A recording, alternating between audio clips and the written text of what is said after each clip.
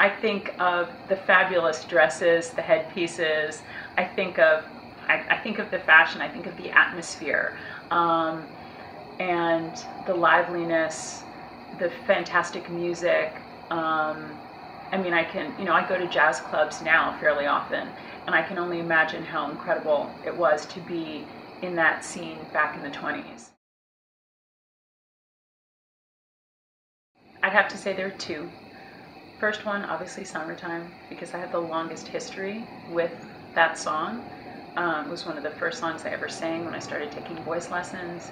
Sang it on my senior recital in high school.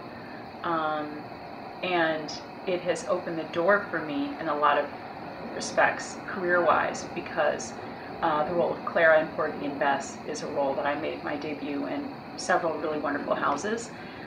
So Summertime, and then the other one is The Man I Love.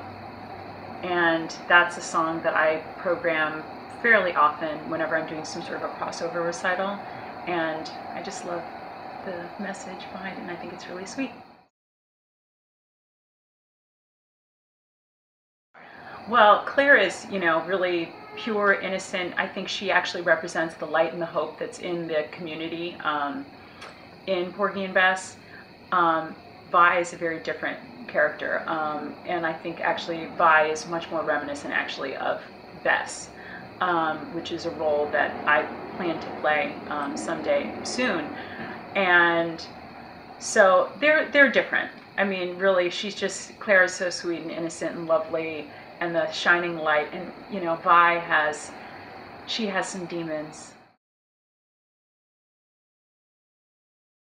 When you sing The Man I Love or Summertime or something from Blue Monday, you can play with the words, you can play with the style, you can play with your voice, you can nuance in different ways that you can't in traditional opera. So, when I'm doing a crossover concert or when I'm doing a show like Showboat, for example, I sing the song Bill in the second act a little bit different every night. It depends on how the emotions, how I'm feeling that night, what I might choose to sort of sink into a blue note, do some straight tone. There's a little bit of chest, a little bit of belt, all these things that you can really experiment and play with. So that's what I love about singing sort of the American songbook repertoire.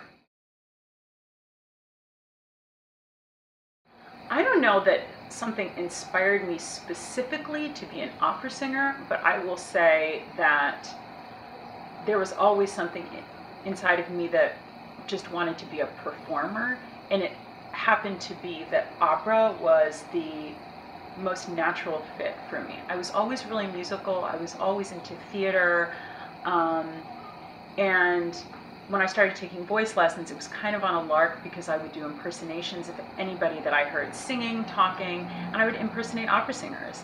And so our neighbor heard me one day. She was over at the house and she said, Alyson, that's not half bad. Maybe you should take some voice lessons. Oh, I don't want to be an opera singer though, for real. I want to be a pop star.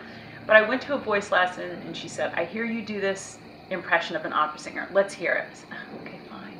And so I sang. She said, you're only 12? I said, yeah. She said, well, I'd really like to train you classically. And that was kind of it. Tosca. I love the music. I love the character. I love the drama. And I like any role that requires that you really see a transition in a character, and that's an acting challenge as much as it is, a vocal challenge. And so dramatically and musically, that's a role that really speaks to me.